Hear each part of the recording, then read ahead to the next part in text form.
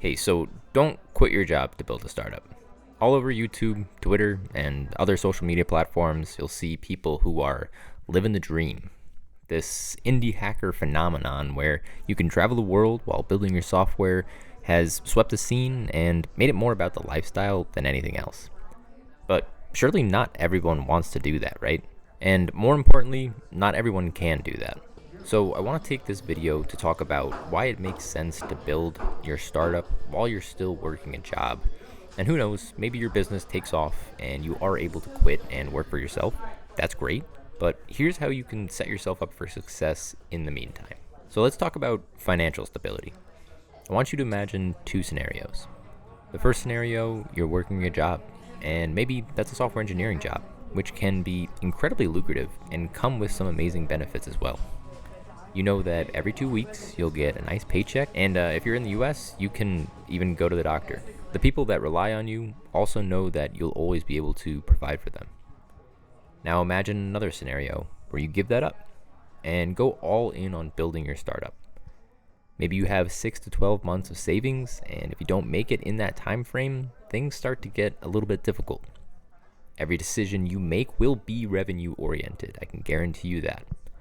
Your decision making may be laden with anxiety, and the creativity that you were so eager to reclaim when you quit your job suffers as a result. Now, of course, this might not be the case for everybody, but having been laid off last year myself and going through a few months of financial uncertainty, it took a massive toll on my mental well-being, and I can confidently say that I could not do even close to my best work during that time. Your entire life becomes focused on that one thing. In my case, it was finding a job, but in your case, everything will become focused around the startup.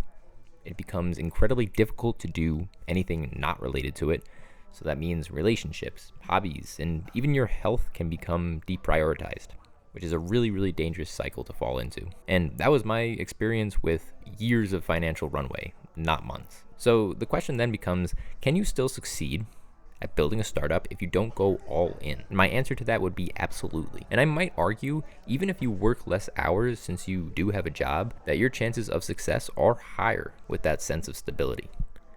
Over the past 5 to 6 months, I built my first startup with a full-time job while working on the project either before work, after work, or on the weekends. And there are two main benefits that I noticed while working a full-time job and building a startup versus if I had not been working this full-time job. The first is that if you are working a full-time job, you can treat this startup journey as a long game, not some get-rich-quick endeavor. Only giving yourself 6 to 12 months of runway automatically does not allow you to treat this as a long game, and you do not give yourself the opportunity to fail and learn from your mistakes. In my case, a single mistake does not mean the end of the road. It actually is the exact opposite. Each mistake is a chance to learn and make a better decision next time, which will either improve a process or lead to more revenue. I also don't want to just build one startup, have it fail, and then need to give up. I want to continue to build, learn from my mistakes, and then build again. Giving yourself the grace to fail, understand why you failed, and then move forward from that is a very, very powerful thing, and I'm super excited to see what I can build 1 to 3, maybe 5 years down the road. The second benefit that I've seen is it has actually improved the quality of my work during my 9 to 5 as a software engineer. This is a career that at the moment I am not willing to give up, and I know I have a lot more to learn and contribute. The act of learning is something that can actually be improved over time, and everything that I learned while building a startup outside of work directly impacts my ability in my 9 to 5 and vice versa. So this is a powerful snowball effect that will only continue to improve my chances for startup success. And this doesn't just apply to the technical aspects of the job, but also the business and marketing side as well. Depending on where you work, you may have the opportunity to work with internal folks who can share valuable business and customer acquisition strategies. They might not always directly apply to the exact type of startup you're building, but who knows what you might build in the future. So to summarize, you really don't have to quit your job to build a startup.